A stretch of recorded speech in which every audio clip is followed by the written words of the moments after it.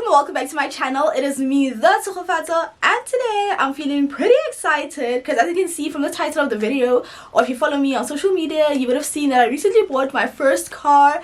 And yeah, I think it's a pretty exciting milestone. It is my biggest purchase, so it's a bit scary but exciting as well. But yeah, today we're gonna get into all the numbers and see my experience of buying a car. So I really hope you guys enjoy this video and learn something. If you do, please do give it a big thumbs up and subscribe. We are on the road to 20,000 subscribers. We are less than 300 subscribers to go, so please do subscribe, guys. And yeah, let's get started.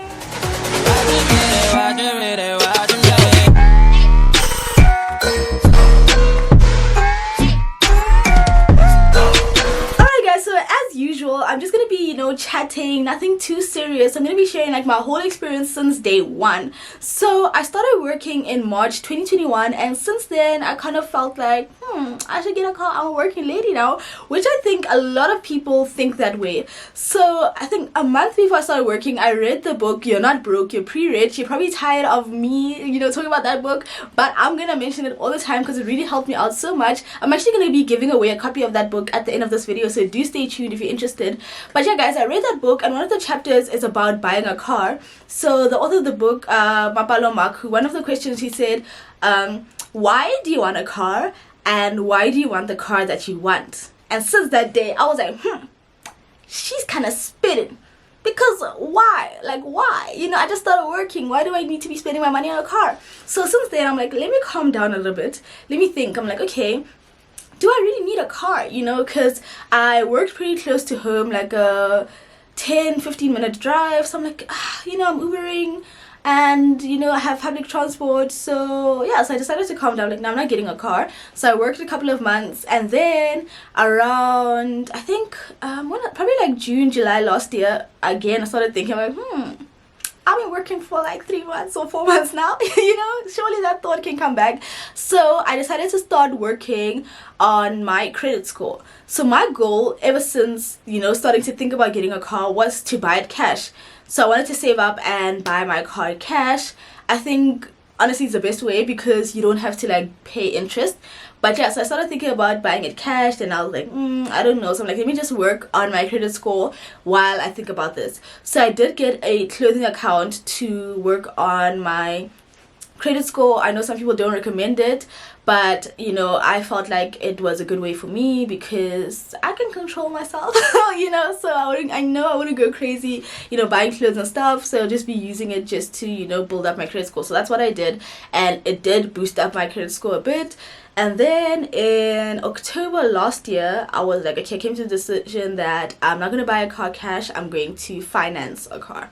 Cool. So around October last year, then I started looking, and I started looking around, started shopping around, and I'm like, okay, well, what do I like? Because it's the first time in my life that I'm actually looking for a car. And that's when I actually found out prices of cars.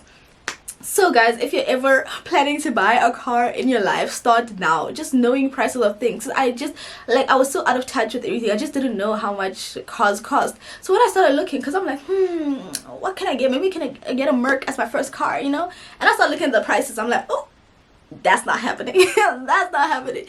So just kind of getting familiar with the prices and everything. So I started really liking the Suzuki Swift. I'm like, okay, it's on my budget, it's cute. And yeah, and I forgot why, but I slowed down a little bit again because I'm like, I remember why. Because I'm like, I don't really need it. I don't need this car. So why am I spending money on it? So I calmed down a little bit. And I think December 2021, I started going back and I started visiting dealerships, chatting, and now being serious. Okay, I'm buying this car, chatting with dealerships and everything. That's when I found out, guys, that I don't know how many people know, if I was the only person, but I think a lot of people don't know or just don't think about it, that the price of the car is not just, you don't just see the price and that's what you pay. You need to think about things as an extended service plan, because they'll tell you, okay, it only has a service plan for a year or 2 years, and then you need to start thinking, oh, if I want to extend the service plan, I actually need to pay for that. If there's a warranty booster, if I want to add that, I need to pay for that. If I want to get a tire and dent policy, all of that, I'm like, oh, things actually cost money. So the price is the price you see is not just what you pay for. There's so many other added stuff. Also, if you want to start adding things to the car, all the nice features, it's nice to have, but it all comes at a price, guys. I'll tell you, also slash and grab and all that kind of stuff. And yeah, so I started finding out about everything, and then I'm like, oh, okay, I'll see you. I'm like, okay, now I know. Then I took a step back again and started thinking, because I had this thought always of like, I don't really need a car. I want it, you know, it's gonna make my life easier and more convenient, but I don't really need it right now. So I calmed down a little bit again, and yeah, and then once again, sometime this year, then I started being more serious about it. Like, okay, now I'm searching, checking different options. And guys, somewhere along the line, I discovered Muzi Sambo on YouTube, guys. He shares car reviews, and just, not just car reviews, but like so much detail about just like buying a car in general. I learned so much, guys. I learned so much from him. So please do check out his channel, guys. I'll leave it in the description box if you're interested in that kind of content. It's really good. Just go check it out. Even if you're not buying a car, you'll just be entertained or you'll learn something. So go check it out.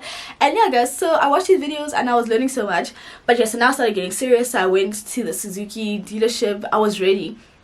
I went there. I saw the car. They started, like, I was going for there was like the entry level, the mid range, and then the higher range. So my thoughts, I was like, okay, I'm going for the middle one.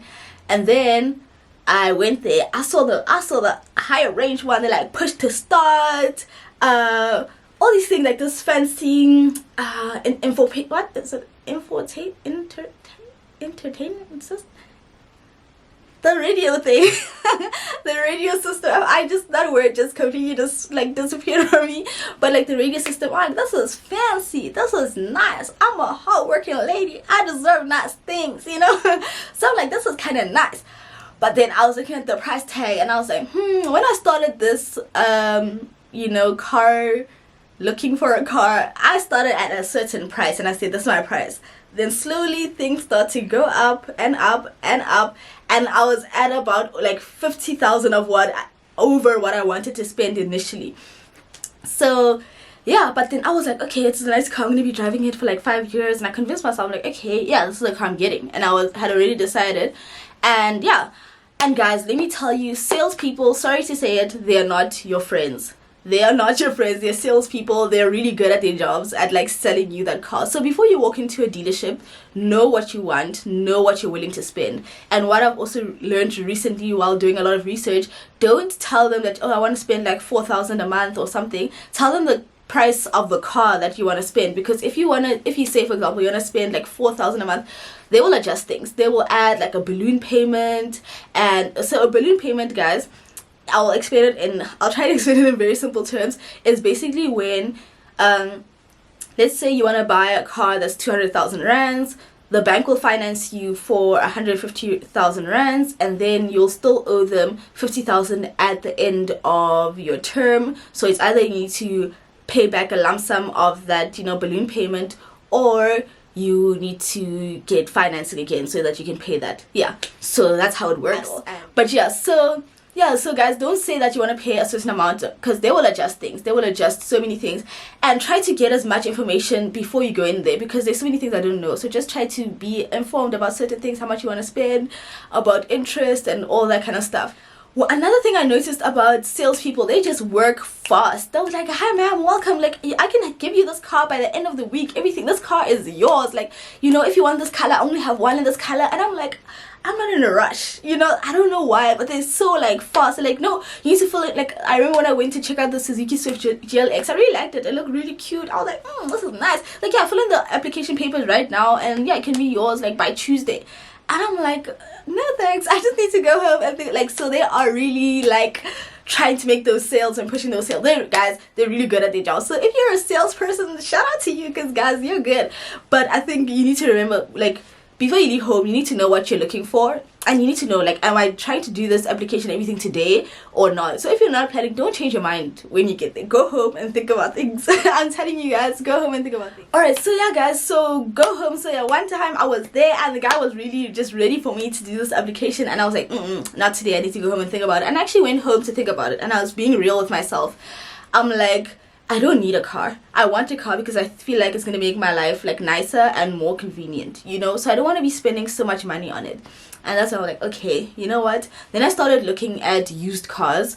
But I've always, I don't know, this is not a financial thing or anything, but I've always just wanted to like have a new car as my first car. So I was kind of like feeling like, you know, when I was looking at the used cars. But I finally got to like I don't know, the what is a compromise or the halfway point where like, oh, demo cars, you know, because you get to save a little bit because it's been used. So demo cars are basically like cars that the dealership uses to do like test drives, and then after they've used it a bit, then they sell it. So my car that I bought is actually a demo car. I bought it with, it had about 3,300 kilometers when I got it, which isn't too bad, guys, because an average person drives, if I remember correctly, I searched this, I did a lot of research, drives about 20,000 kilometers a year, if I'm not mistaken. So yeah, so I was like, okay, 3,000 is still a good amount. But yeah, so my car's a demo car, which means okay, now we're getting into the numbers. So so I bought a Hyundai Atos, a 2021 Hyundai Atos. So a brand new Hyundai Atos is about 185,000 rands, and I got mine for about 169,000 rands. So I got to save about 16,000 because it is a demo vehicle. Another thing I learned from Muzi Sambo is to always ask for a discount, and I really tried, but it didn't work. I really tried, but I feel like just ask, you're not losing anything. And guys, also go, especially if you're buying a new car, go to so many dealerships, guys. Because I went to, when I was trying to buy my Suzuki, or the Suzuki, it's not mine, not trying to buy the Suzuki, I went to about like 3 or 4 dealerships for the exact same car. I got different prices. I'm still so I got different prices. So you know, just do a little bit of research. Try to go to a couple. Don't just go to the first place that you like. Just don't like, I don't think you should like buy it at the first place you go to, because there's so many. But yeah, going back to my Hyundai Atos, I got it for 169,000. So I got to save about 15,000 because it's a demo vehicle, and I was okay with the kilometers and everything, and I saw the car before and test drove and everything, and I was happy, you know. And yeah, so that's the car I decided to go for. So how I paid for it, as I said, my wish was always to be like to buy it cash, but I decided to go against that because I don't want to just put all my money into like a car, you know. So I'm also trying to, you know, build up my investments and, you know, build my business and all of that. So, you know, and also have my emergency fund and so on. So I still need to have some money. I can't just like take all my savings. I'm like, okay, I have a car now. So yeah, guys, my car was 169,900 rands, and then I also had to add extra stuff like a warranty booster and a extended service plan, because it only came with a year's service plan, and admin fees and registration costs, which you have to pay, which always ranged from about, I heard from Muzi Sambo, 4,000 to 6,000 around there. I think mine were about like 5,000 something. And yeah, guys, so the total was 194,000 rands, and I paid a deposit of 60,000 rands, which means I was financed 134,000 rands. So I have a debt now, a very big one. And yeah, so I was financed 134,000 rands, and into the next part, which is very important, is interest, guys. Interest. Like, I've learned so much. I couldn't wait to share this video because I learned so much. So I applied at different banks for, you know, finance, and the highest interest rate I got was 14%.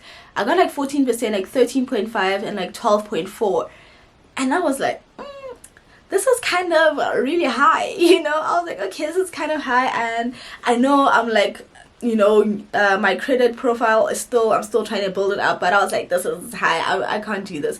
So the lady that was helping me out at the dealership, I call her and I tell her, I'm like, no, this is a bit too high, and she says to me, guys, there's nothing that can be done. You just have to accept it. But luckily for me, I watch Muzi Sambo on YouTube.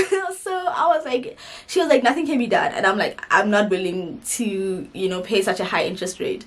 And it's like, yeah, nothing can be done. I'm like, okay, cool. Yeah, I don't know what I'm gonna do, but I'm not moving forward at this time. So yeah, our phone call ended there.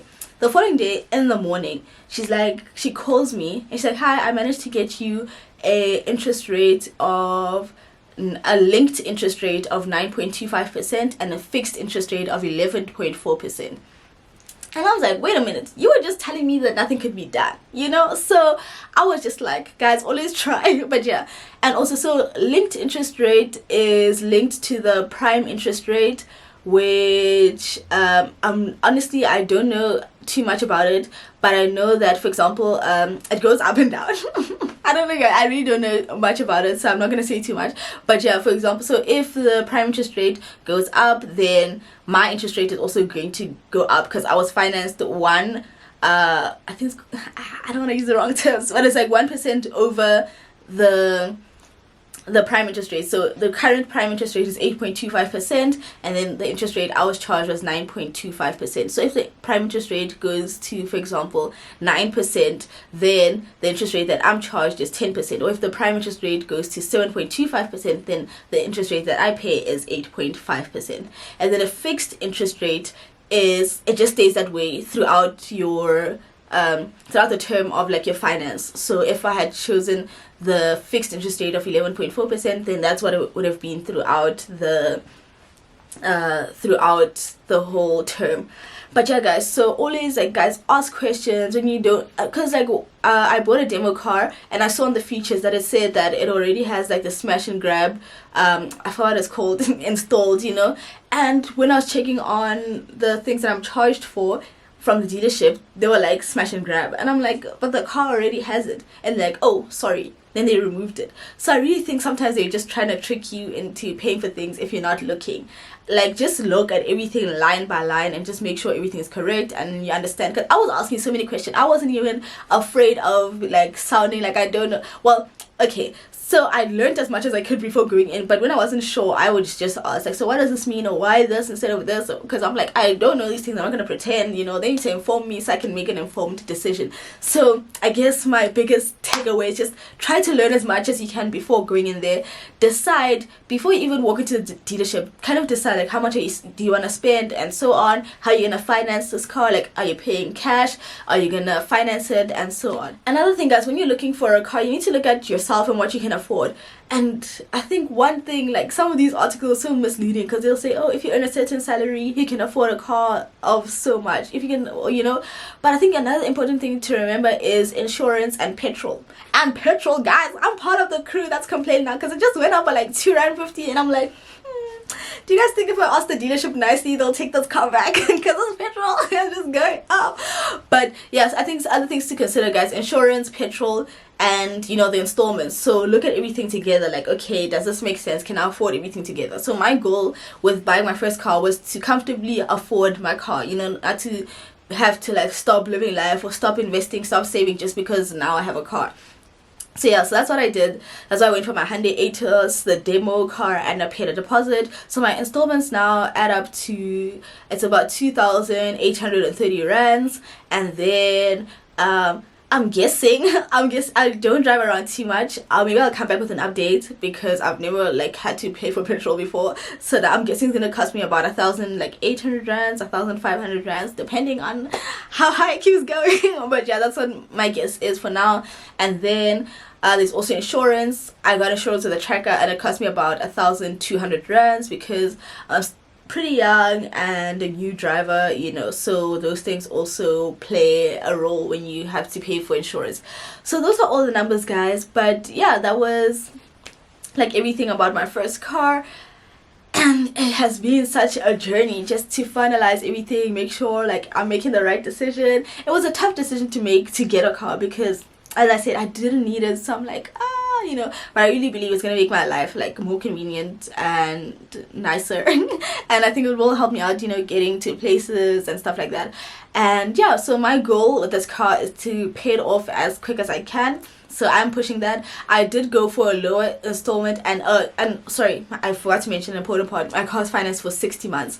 So I just put it that way, you know, in case anything happens, I feel like I'll still be comfortable to pay it back. But my goal is ASAP, to pay it ASAP. And my other plan, and you guys need to hold me accountable to this, my other plan is to drive this car until I can either afford to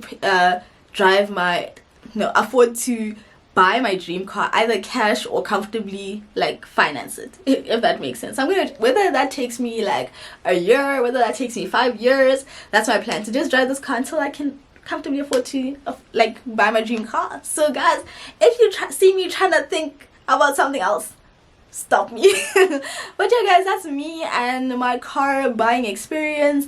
It's been such a learning journey. And yeah, guys, this video is just meant for just me sharing my experience. Hopefully it can help someone out. out there. If you enjoyed the video, please do give it a thumbs up and subscribe. Please guys, we're on the road to 20k. If you have any questions or comments, leave them in the comment section. And guys, time for the giveaway. So I'm gonna be giving away a copy of You're Not Broke, You're Pre-Rich by Mapalo Maku. The only thing you need to do is to subscribe to the channel and leave a comment. You can say if you've bought a car, you can leave, you know, something that you learned in your car buying experience. If you don't have anything else to say, just leave something in the comments, guys. That's the giveaway, and I'll pick a winner. The giveaway closes on the 21st of July, and I'll announce the winner on the 22nd of July 2022. And yeah guys, that is it for today's video. I'll catch you guys in the next one. Bye.